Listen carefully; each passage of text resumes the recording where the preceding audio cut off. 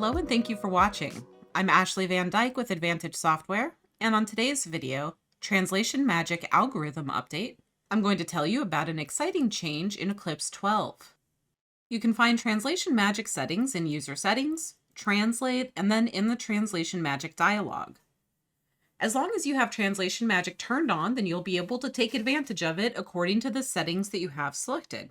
Translation Magic is allowed to only create correctly spelled words based on what you've written. This can mean making words that just aren't in your dictionary based on the way that you've written it phonetically, or correcting misstrokes based on how often you write dictionary entries and how often you drop or drag different keys. In previous versions of Eclipse, the misstroke replacement was actually somewhat limited. Because of the limitations of previous generations of computers, if we allowed the misstroke replacer to look at too many dictionary entries at a time, it could cause lag in real time, simply because previous generation CPUs couldn't handle the load. However, this isn't a problem anymore. And as a result, the Translation Magic algorithm has been updated to allow the misstroke replacer to look at a larger number of entries. This means that it's more likely to be able to find a good misstroke replacement for you. And you should get better, more accurate performance out of the misstroke replacer generally.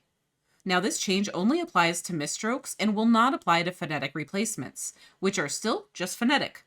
As always, you still have the option to require an untran for a Translation Magic entry, or to use only your drag and drop data. You can use the phonetics button to check your phonetics table and make sure that it represents how you write.